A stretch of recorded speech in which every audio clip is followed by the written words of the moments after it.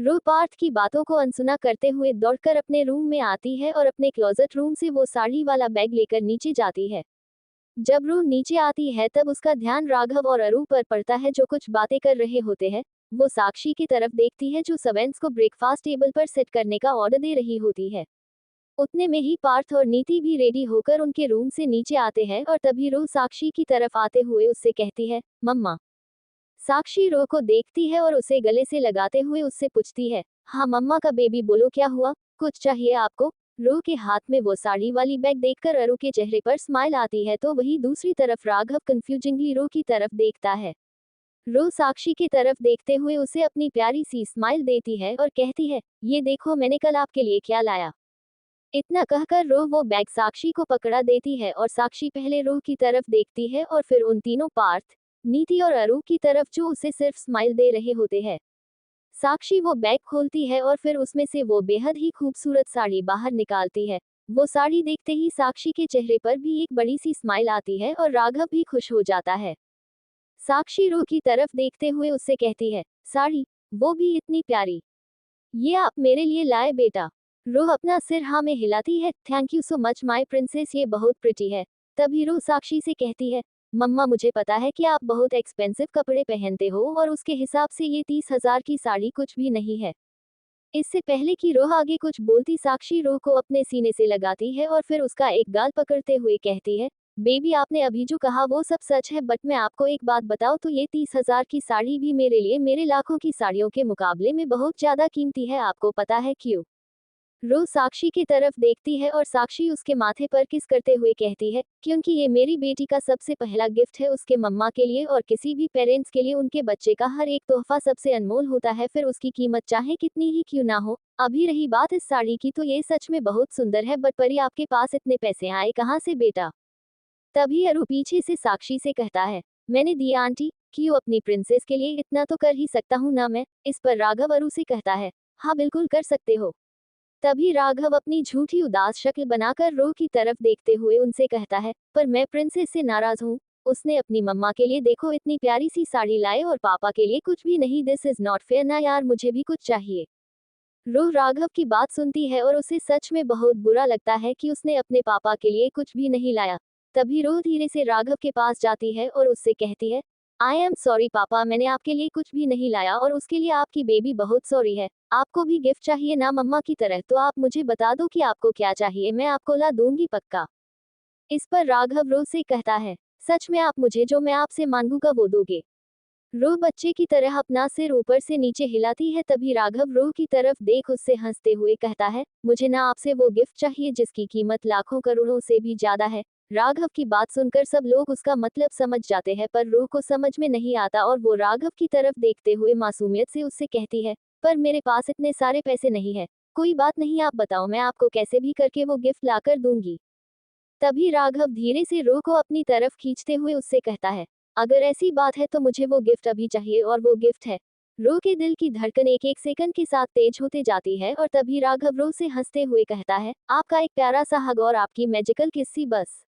आपको क्या लगा था कि मैं सच में आपसे कुछ इतना एक्सपेंसिव गिफ्ट लूंगा? नो पापा की जान, मेरे लिए तो आप ही मेरा सबसे एक्सपेंसिव और प्रेशियस गिफ्ट हो।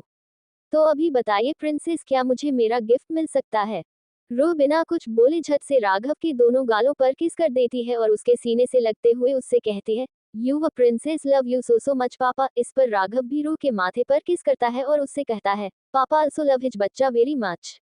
तो अभी चले, देखो आपके भैयू भाभी भी आ गए, तो हम ब्रेकफास्ट करते हैं। हमें आपके इस छोटू टमी को भी तो फील करना है ना।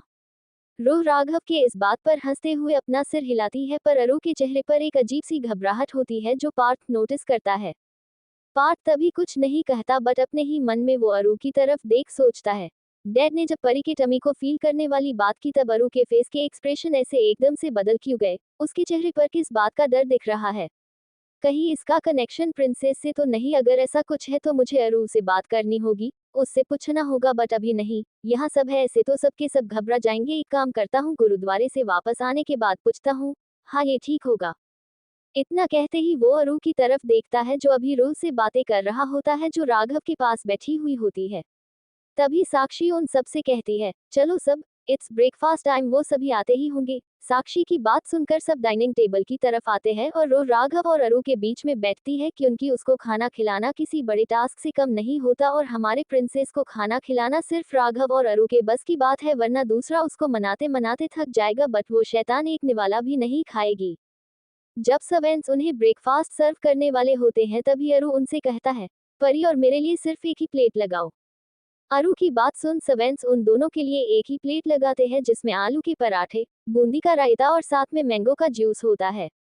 अरु रो को खाना खिलाना शुरू करता है और साथ में वो भी खाता है और बाकी सब भी अपना अपना ब्रेकफास्ट करते हैं। थोड़ी देर बाद रो के नखरे चालू हो जाते हैं और वो अरु की तरफ देख अपना क्यूट सा फेस बनाते हुए उससे कहती है, अरु बस मेरा टमी फूल हो गया, मुझे अभी नहीं खाना, आप खा लो। अरु अपना सिर हिलाते हुए रो से कहता है, कितना खाया है आपने परी? बस 5-6 बाइट्स निवाले, आपने ठीक से आधा पराठा भी फिनिश नहीं किया और इतने में ही आपका पेट भर गया बच्चे। नहीं, आपने आज पूरा पराठा फिनिश करना है, मुझे कुछ नहीं पता, और अगर आपने अभी नो ना कहा ना तो आज मैं आपको आइसक्रीम भी नहीं खाने दूंगा। आपको खानी है आपकी आइसक्रीम, राइट? आइसक्रीम का नाम सुनते ही रो की आंखें चमकने लगती है क्योंकि उसके दिमाग से आइसक्रीम वाली बात निकल चुकी थी जो अरु ने अभी उसे याद दिलाया। रो झट से अपना सिर हाँ में हिलाती है और उसे देख अरु रो से कहता है, खानी है ना तो उसके लिए आपको ये बचा हुआ पूरा पराठा खत्म करना होगा, तो अभी चुपचाप अपना मुंह खोलिए। अपने आइसक्रीम के लिए रो अरु की बात मान जाती है और बिना किसी नखरे के अपना छोटा सा मुंह खोलती है और ऐसे ही वो सब अपना ब्रेकफास्ट कंप्लीट करते हैं। ब्रेकफास्ट करने के बाद वो सभी हॉल में बातचीत करते हुए बैठे थे और उतने में ही मल्होत्रा फैमिली ऋषि और सिया के साथ वहां आ जाते हैं और उन्हें देख नीति कहती है, अरे लो ये लोग भी आ गए।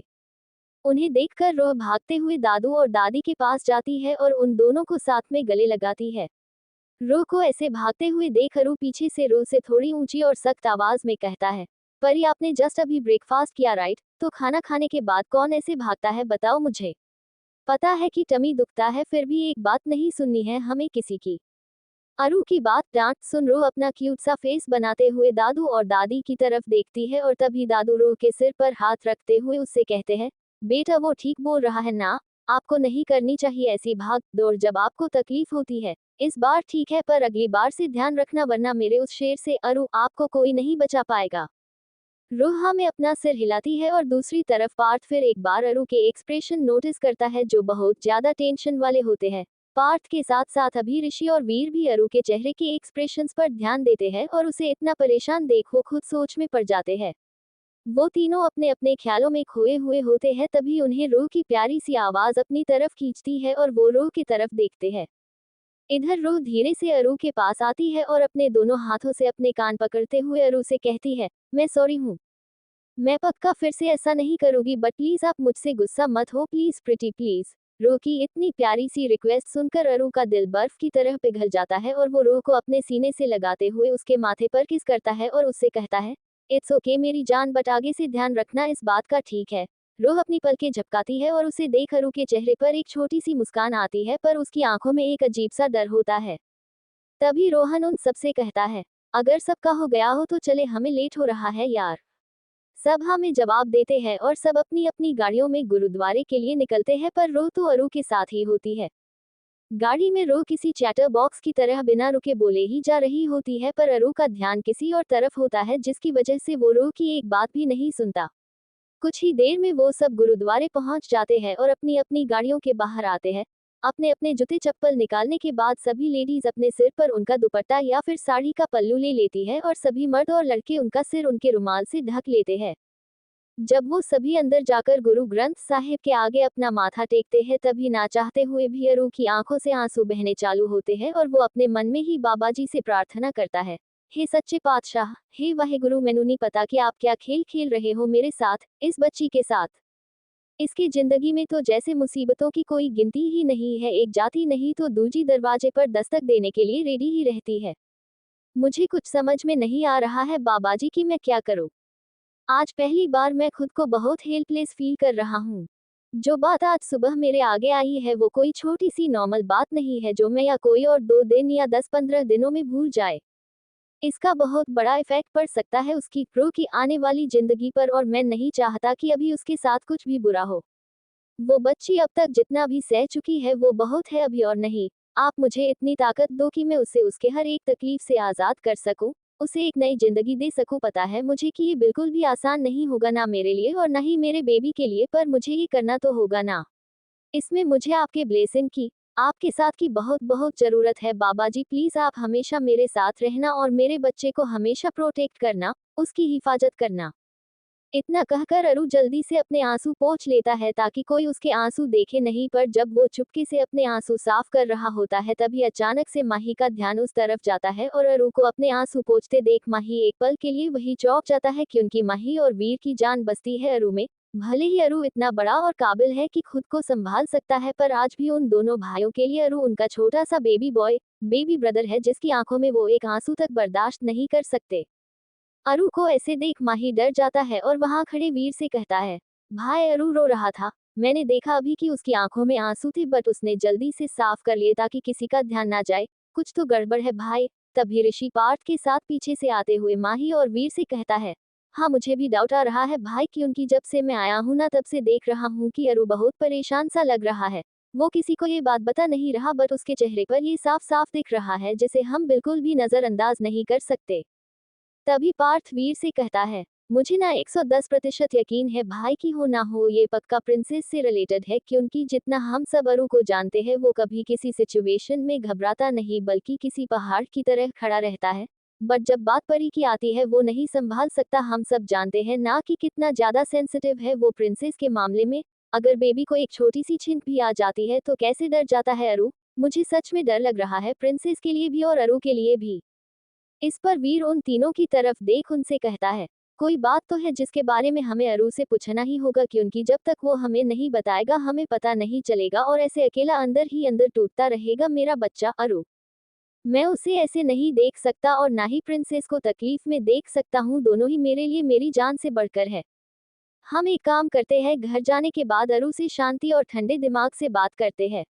अभी परेशान है वो, तो ऐसे में उससे कुछ भी पूछना गलत होगा, वो कुछ भी नहीं बताएगा हमें, और अगर घर में पता चल गया तो सबको भी टेंशन होगी, वो अलग। तो अभी के लिए शांत रहो and you guys please try to act normal, वरना सबको हम पर शक हो जाएगा, ठीक है। वो तीनों अपने अपने चेहरे पर हल्की पर झूठी सी स्माइल लाते हैं और वहां से दूसरी तरफ चले जाते हैं, और वीर भी नॉर्मल झूठा होता है और सबकी तरफ जाता है।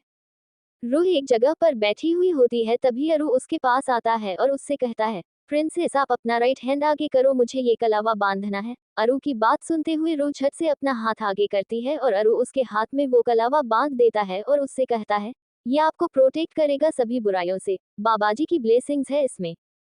इतना कहकर वो रूह के माथे पर किस करता है, तभी रोहन उन सब का ध्यान खींचते हुए उनसे कहता है, बच्चों क्यों ना हम थोड़ा और वक्त यहाँ बिताए। हम सब तो रोज अपने अपने कामों में इतने ज्यादा बिजी रहते हैं कि हमें किसी और बात का ध्यान ही नहीं रहता।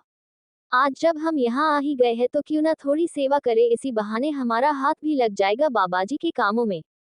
सभी लोग भी रोहन की बातों से सहमत होते हैं। तभी अरु दादू दादी और रूह की तरफ देखते हुए उनसे कहता है, ओके तो हम सब लंगर में चलकर हाथ बटाते हैं, पर दादू दादी परी और अंशु के साथ यही रहेंगे। अरु की बात सुनते ही दादू अरु से कहते हैं, ओए खोते दे पुत्र, तू मैनू बूढ़ा बीमार इंसान समझ रहा है क्या। तेरी जानकारी के लिए बता दूं कि मैं अभी भी तुम सब बच्चों से कहीं ज्यादा फिट एंड हेल्दी हूँ।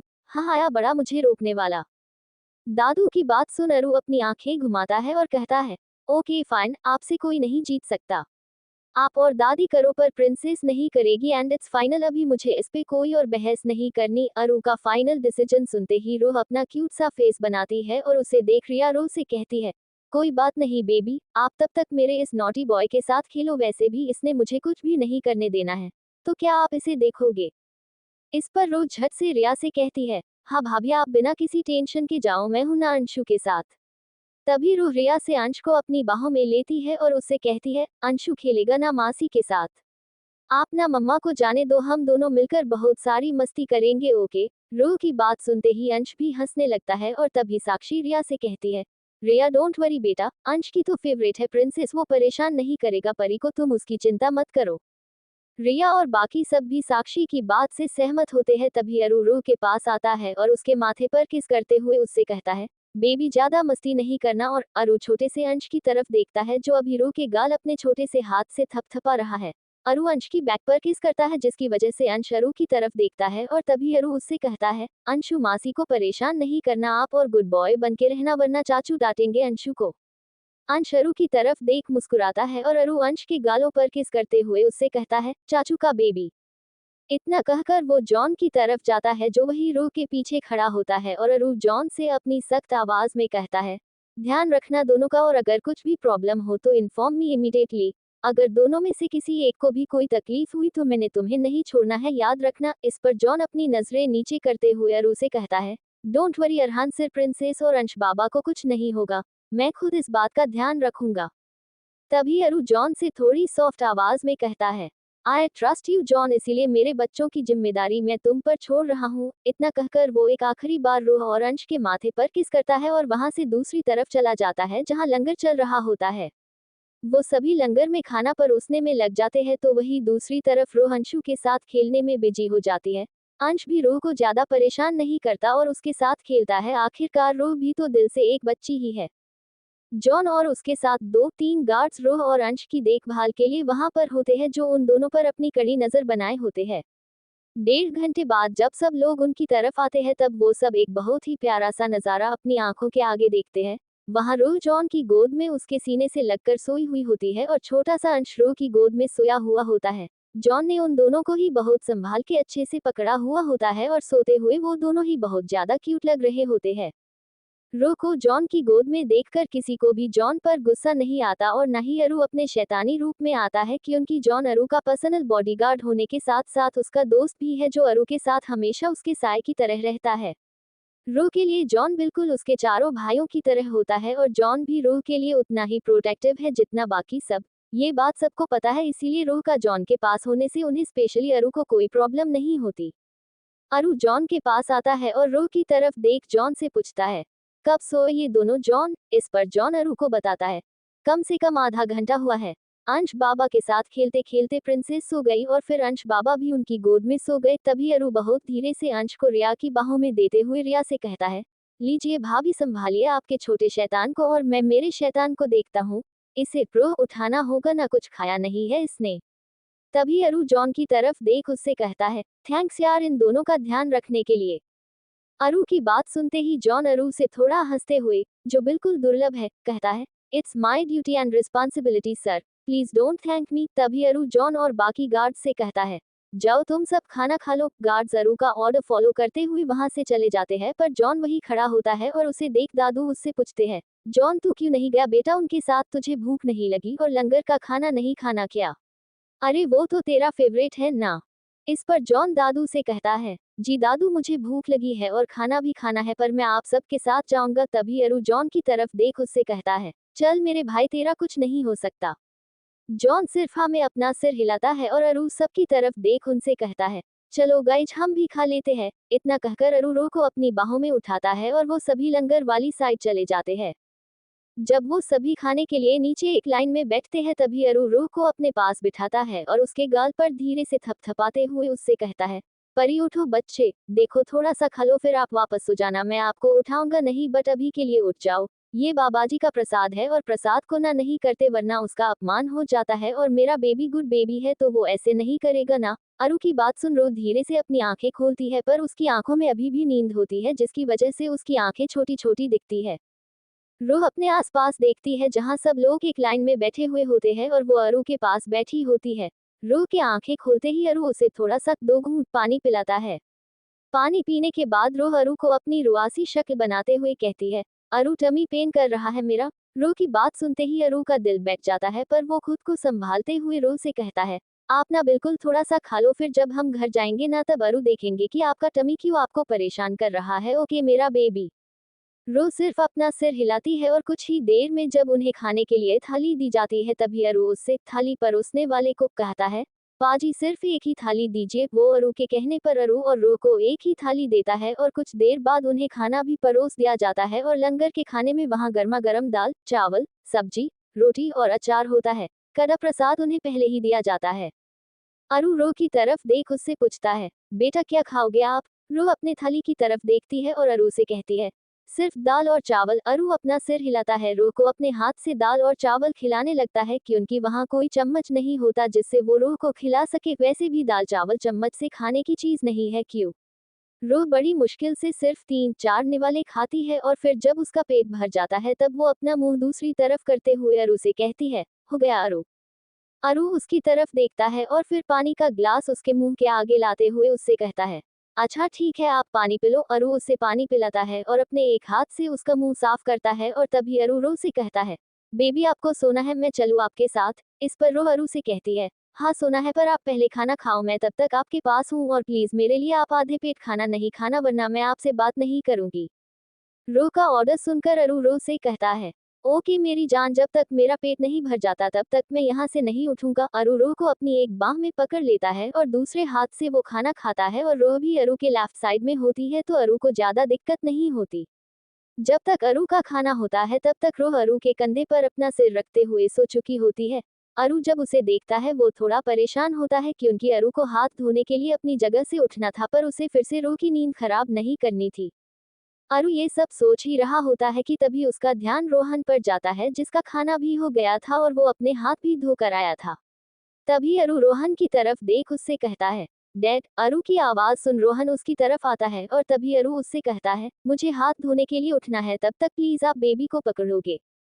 अरु की बात सुन रोहन अरु से कहता है, अरे इसमें प्लीज कहने वाली कौन सी बात है, लाओ मैं संभालता हूँ मेरी डॉल को, तुम तब तक हाथ धोकर आ जाओ। इतना कहकर रोहन बहुत ही धीरे से सोते हुए रूह को अपनी गोद में उठाता है और हलचल की वजह से जब रूह की नींद टूटने लगती है तभी रोहन रूह को अपने सीने से लगाते हुए उससे कहता है, शस्लीक बेटा। रूह फिर से अपनी गहरी नींद में चली जाती है और इधर अरु भी अपने हाथ धोकर वापस आ जाता है और रोहन से कहता है, ला ये डेड परी को मुझे दे दीजिए। तभी रोहन अपना मुंह बनाते हुए अरु से कहता है, क्या यार अरु, हर बार तो ये तुम्हारे पास ही रहती है ना, तो अभी थोड़ी देर के लिए रहने दो ना इसे मेरे पास। देखो कितने अच्छे से सोई है ये मेरी गोद में। रोहन को ऐसे बच्चों जैसी जिद करते हुए देख अरु उससे कहता है, ठीक है बाबा, जब तक सबका खाना नहीं हो जाता आप पकड़ो इसे, फिर इसे तो मेरी गोद में ही आना है। तभी अचानक से अरु का ध्यान रूह की पेट की तरफ जाता है और वो बहुत धीरे से उसकी पेट पर अपना हाथ घुमाता है। इस पर रोहन अरु से पूछता है, क्या हुआ अरु? अरु रोहन की तरफ देख उसे अपनी झूठी स्माइल देते हुए उससे कहता है, न नहीं कुछ भी तो नहीं। रोहन अरु की तरफ देखता है और इधर अरु अपने मन में सोचता है, गॉड परी के पेट पर तो स्वेलिंग सूजन है, मॉर्निंग में ये नहीं थी, इसका मतलब ये अभी हुई है। बाबाजी ऐसे धीरे धीरे करके तो मेरा डाउट यकीन में बदल रहा है। पहले बेबी के इनरेगुलर पीरियड्स और अभी इसका पेट दर्द और उस पे स्वेलिंग। मुझे जल्दी से चेक करना होगा, अगर मैं जो सोच रहा हूँ वो हुआ तो। ये बात सोचते ही अरु अंदर से पूरी तरह से डर जाता है और दूसरी तरफ रोहन अरु की तरफ ही गौर से देख रहा होता है क्योंकि भले ही अरु रोहन को ना बताए पर शायद अपने डर में अरु ये बात भूल गया था कि रोहन अरु का डैड है जो अपने बेटे के रग रग से वाकिफ है। थोड़ी देर में ही वो सब भी वहां आ जाते हैं और रूह को रोहन की गोद में सोया हुआ देख नीति साक्षी से कहती है, देखो मम्मा ये लड़की तो फिर से सो गई। मम्मा पिछले 2 दिनों से परी बहुत ज्यादा नहीं सो रही है। इससे पहले कि साक्षी कुछ कहती दादी नीति से कहती है, कोई गर्ल नहीं नीति पुत्र, बढ़ती बच्ची है और ऊपर से दिन भर खेलती कूदती रहती है तो थकान की वजह से नहीं होती होगी उसकी नींद पूरी, सोने दो उसे। सब दादी की बात से सहमत होते हैं पर अरु किसी और ख्यालों में खोया हुआ होता है और वो चारों वीर, माही, पार्थ और ऋषि अरु की तरफ ही देखते हैं जो अभी दादी की बात से बिल्कुल अनजान अपने ही दुनिया में खोया हुआ था और उसने रूह का एक हाथ अपने हाथ में पकड़ा हुआ था। पार्थ उन तीनों की तरफ देखते हुए उन्हें अपनी आंखों से कुछ इशारा करता है और तभी वीर अरु की तरफ बढ़ते हुए उससे कहता है, अरु चले घर। पर अरु का ध्यान बिल्कुल भी उसकी तरफ नहीं होता जिसकी वजह से वो कुछ भी नहीं कहता। सब अरु की तरफ देखते हैं और उसे पहली बार अपने ही ख्यालों में इतना खोया हुआ देखकर वो सब थोड़ा हैरान हो जाते हैं, उन चारों को छोड़कर। तभी वीर अरु को हल्के में हिलाता है जिसकी वजह से अरु अपनी दुनिया से बाहर आता है और वीर की तरफ देख उससे पूछता है, जी भाई, कुछ कहा आपने? इस पर पंखु अरु से कहती है, अरु भाई ने पूछा कि घर चले क्या, पर तुमने सुना नहीं, ऐसे किन ख्यालों में खोए हुए थे तुम? अरु अपनी जगह से उठते हुए कहता है, कहीं तो नहीं भाभी। अरु वीर की तरफ देख उससे कहता है, सॉरी भाई मेरा ध्यान नहीं था, चलिए चलते हैं घर, बेबी भी सो गई है and we need to make her sleep properly on bed. तभी अरु रोहन की तरफ देख उससे कहता है, लाइए डेड प्रिंसेस को और आप सब भी चलिए। रोहन बहुत धीरे से रूह को अरु के पास देता है और अरु उसे लेकर अपनी गाड़ी की तरफ बढ़ता है और बाकी सब भी अपनी अपनी गाड़ियों में बैठ के एम के लिए निकलते हैं।